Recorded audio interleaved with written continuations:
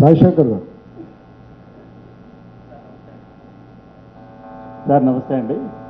మీరు హైదరాబాద్ డెవలప్మెంట్ గురించి 2004 నుంచి 14 వరకు చేసిన చాలా ప్రోగ్రామ్స్ చెప్పారు. అసలు హైదరాబాద్ ఎంసీహెచ్ నుంచి జిహెచ్ఎంసీ అయింది కూడా కాంగ్రెస్ కాలంలోనే. హెచ్ఎండిఏ అయి ఏకరేజ్ పెరిగి A1 సిటీ గుర్తింపు పొందింది కూడా కాంగ్రెస్ కాలంలోనే. అండ్ యుఎస్ ప్రెసిడెంట్ని తీసుకొచ్చి ఇక్కడ కాన్సులేట్ ఇప్పించింది కాంగ్రెస్ కాలంలోనే. ఈ గ్రోత్ ఇంజన్స్ మీరు ఎందుకు మర్చిపోతున్నారని? అంటే నేనేం మర్చిపోవట్లేదు, చాలా ఎక్కువైనాయి కదా, కొన్ని చెప్పినా మిగతా మీరు చెప్తారని మీకు వదిలిన అన్నీ నేనే చెప్తే ఇక మొత్తం నువ్వే చెప్పినాక మేమెందుకు సార్ అంటారు. మళ్ళీ జర్నలిస్టులతో నాకు ఈ సమస్య ఉన్నది.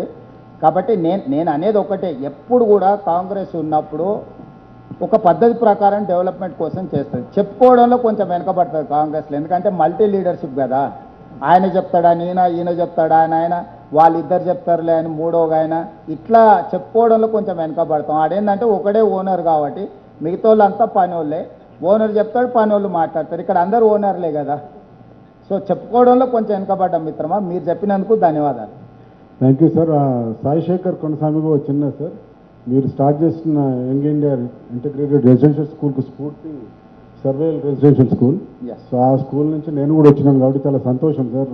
సర్వేల నుంచి ఐఏఎస్లు ఐపీఎస్లు మహేందర్ రెడ్డి డీజీపీ అయ్యిండు, Burra Venkatesham public service commission chairman అయ్యిండు, పివి నరసింహారావు గారు ఆనాడు తెచ్చింది, దేశానికి మొత్తం ఆదర్శంగా మారింది. వాటి కొనసాగింపే ఈరోజు young India integrated residential schools. Raman గారు. ముఖ్యమంత్రి గారు, మీరు సర్వేల గురించి ప్రస్తావించారు.